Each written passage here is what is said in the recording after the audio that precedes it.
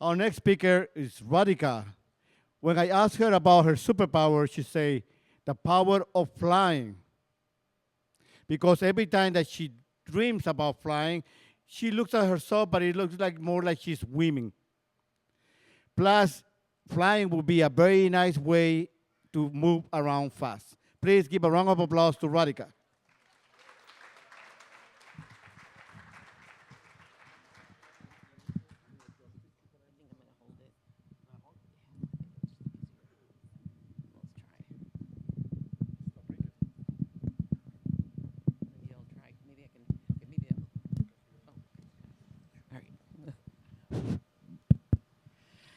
Okay.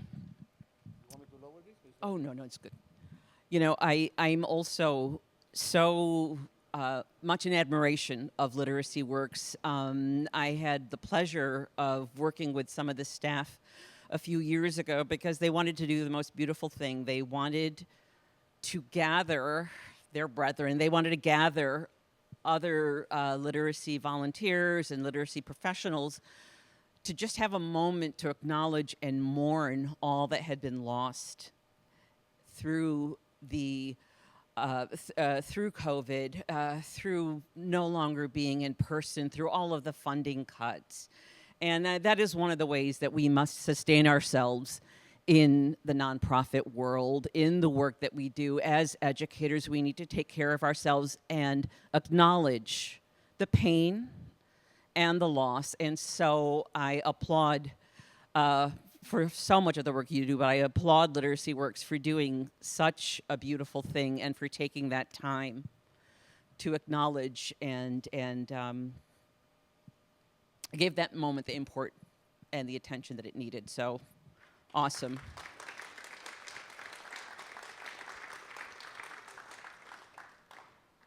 Our lives are made up of grandly dramatic and seemingly mundane, practical, but actually profound moments. Moments that are memorable and sometimes moments that are magical. This was impressed upon me as a young girl when I read Betty Smith's A Tree Grows in Brooklyn, where Francie Nolan grows up in the early 1900s in tenement housing in the Williamsburg neighborhood of Brooklyn. Hard scrabble life, a lot of cruelty, her mother working so hard and her father sometimes working but also sick with alcoholism. And despite all of these hardships, despite all of this going on around her, in the beginning of the novel, Francie, it's a Saturday afternoon, she goes to the library where the librarian admonishes her for reading books that are much too advanced for her age at the age of 11. How could she be reading such books?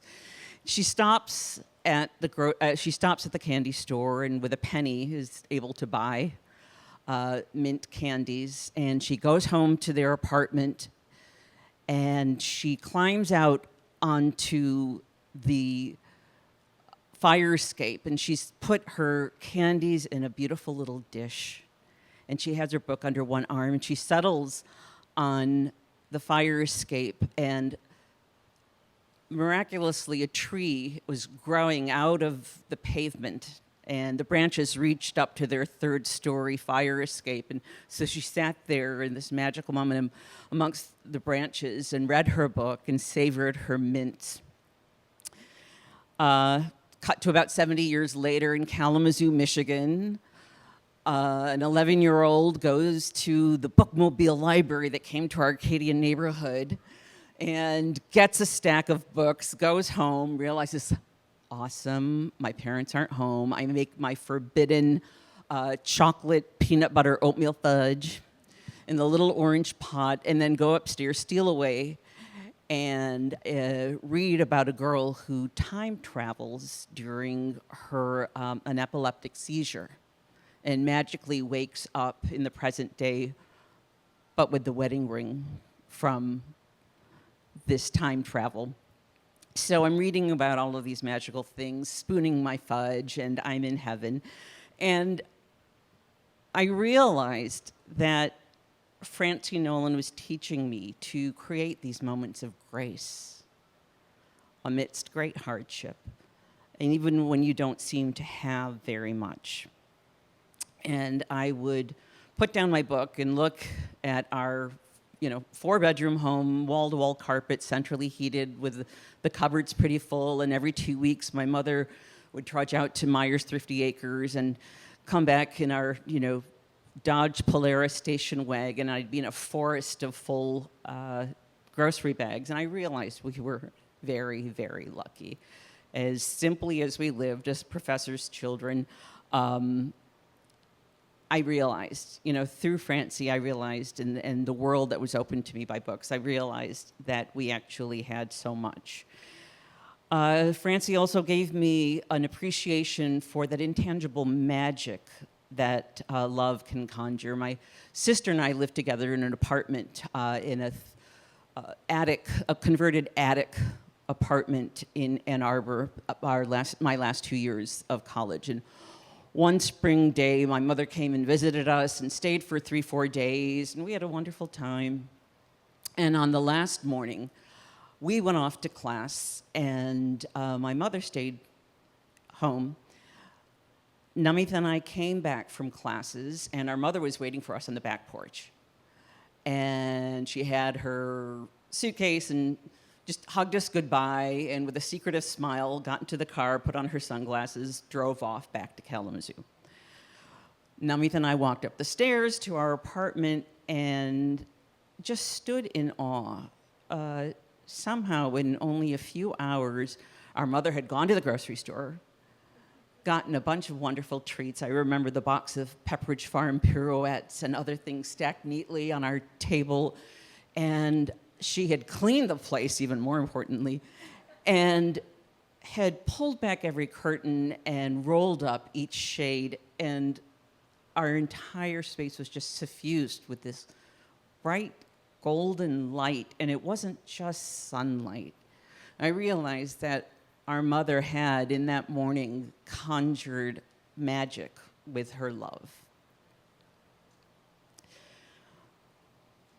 This savoring of small and simple pleasures also has informed my marriage. Bruce and I have been very fortunate. We've been able to travel all over, been to countless weddings and parties and concerts and games, driven cross-country multiple times, but one of the sweetest moments that stands out for me was at a friend's pool party. We were in the basement, and we discovered they had a tennis table, ping pong table. And so we just spontaneously played a game of ping pong, and that stands out as this moment of irrepressible happiness for me, the two of us, just me, not very well, playing table tennis with my husband. And our most romantic moment from our wedding weekend was not the Saturday night party where Bruce, as the tradition was, spoon-fed me while I was having my hands covered in mehndi, decorated for the ceremony the next day. Nor was it the next day when, after our Hindu-Jewish rituals, where we had declared our love and our commitment before our friends and family in the pink ballroom of the South Shore Cultural Center. No, it wasn't then either. It was the day after in the courtyard of our third-floor apartment in Edgewater, where we had suddenly just, after opening all the presents and everything, and all the cards, we had bag after bag of crate and barrel packing peanuts and bubble wrap and wrapping paper and empty envelopes. So he trudged down to the courtyard, and I stood up on the balcony of the rear porch of our apartment, and one after another lofted bags down to him, which he caught effortlessly. And then at one point, I just stopped and just looked down at him and smiled. And he smiled back. My Romeo amongst the hefty trash bags.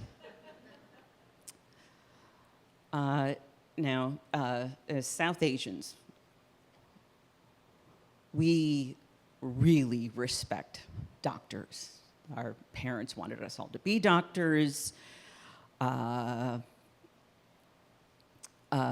one of the four of us did. Oh well. But and I've, in my 60 plus years, have absolutely very much appreciated the care that I have gotten from doctors and their expertise. But the moments, the sweetest moments I've known have been at the hands of nurses.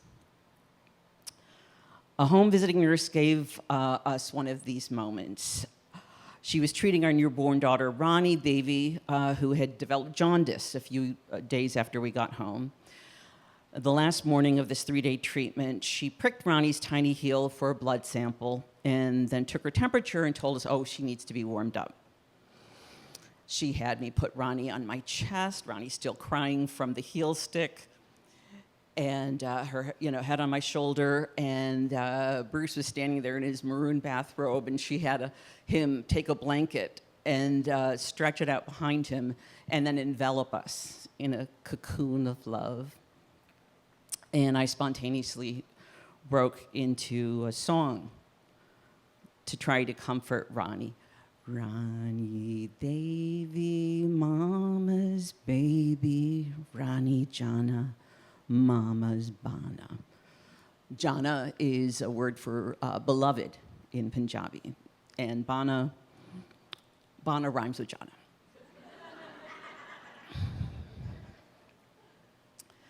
Our beloved midwife, Amy, was with us at the time of a devastating loss 5 years later. I sat up in my hospital bed, and a single teardrop splashed onto my cheek. Amy reached forward and wiped it away, and in that simple, tender, and intimate gesture, she comforted me. I learned then how a small act of comfort from someone who is present with you in your grief can mean so much. So I thank you, Francie Nolan, for showing me how to create simple moments of grace, even in the most difficult of circumstances, and how to realize that we can conjure magic from our love.